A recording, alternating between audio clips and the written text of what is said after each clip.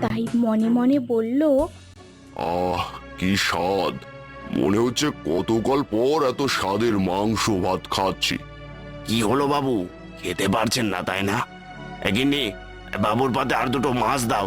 থাক বাবু, আপনাকে আর মাংস খেতে হবে না। না না, খেতে হবে না কেন? তোর বউ এত যত্ন করে রাঁধলো, আর খাবো না? দাও, আমাকে আর একটু মাংসের ঝোল দাও তো। দেখলে তো গিন্নি, বাবুর মনটা কত নরম।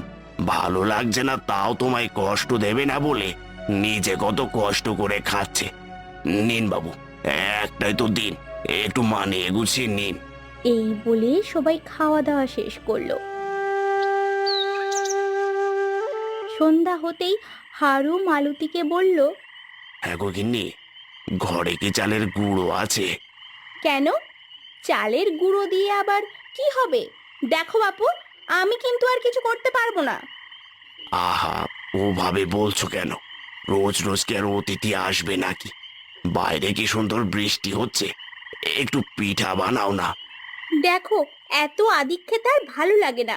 এত কিছু করে রাঁধছি, আর তোমার বাবুর তো কোনো কিছুই ভালো লাগে না। তুমি বড্ড বেশি কথা বলো। একটাই তো রাত, সকাল হলেই বাবু নিজের শহরে চলে যাবে। যাও, যা বললাম তাই করো।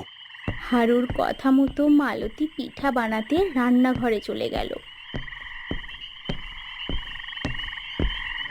পিঠার সুঘ্রাণে সারা বাড়ি ম ম করে উঠল। আহ, কি সুগন্ধ! মনে হচ্ছে যেন নিজের শৈশবে ফিরে গেছি। মাছ ধরা, পুকুরে ঝাঁপ দিয়ে স্নান করা, লুচি পায়েস খাওয়া। কিন্তু না, এদেরকে এত সোজা সরল ভাবলেও চলবে না। খেয়াল রাখতে হবে, কে বলতে পারে সবই আমায় লুটে নেওয়ার ধান্দা।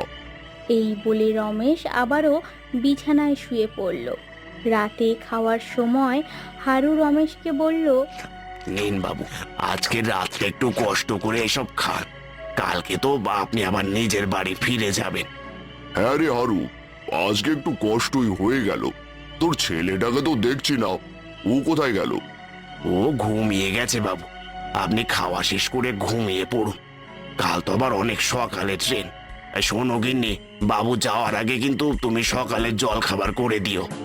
আরে না না, ওসবের দরকার নেই। আমি বরং রাস্তায় খেয়ে নেব। না না বাবু, রাস্তার খাবার খেলে আপনার শরীর খারাপ করবে। কি গিন্নি, পারবে না সকালে রান্না করতে? পারবো না কেন?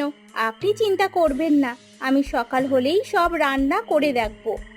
মালতীর কথা শুনে রমেশ খাওয়া দাওয়া শেষ করে বিছানায় চলে গেল। হঠাৎই তার মনে হলো, না, আজ রাতে ঘুমোনো যাবে না। ওরা নিশ্চয়ই অন্য কোনো ফাঁদ পেতে রেখেছে। যাই, চুপি চুপি আমি বরং ওদের ঘরে গিয়ে আড়ি পাতি, দেখে কিছু জানা যায় কিনা।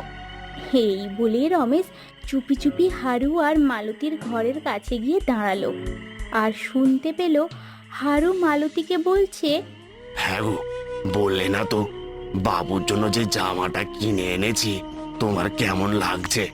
কি আর বলবো, তুমি যা শুরু করেছো, চেনা নেই জানা নেই, তার জন্য এত খরচ। তুমি কেন করছো তাই তো বুঝতে পারছি না। এবার সত্যিই জমানো টাকাগুলো সব শেষ হয়ে যাবে। আহা, আবার সেই একই কথা। বলেছি না, অতিথি নারায়ণ। তাছাড়া বাবু কত ভালো মানুষ। এত ধনী হওয়া সত্ত্বেও তার মনে একটু অহংকার নেই। নইলে কি আর আমার ভাঙা ঘরে থাকতে আসে? সে যাই বলো, তাই বলে একটা লোকের পেছনে তোমার এত টাকা খরচ করা একবারে উচিত হয়নি। ছি গিন্নি, অমন কথা বলো না। তাছাড়া বাবু তো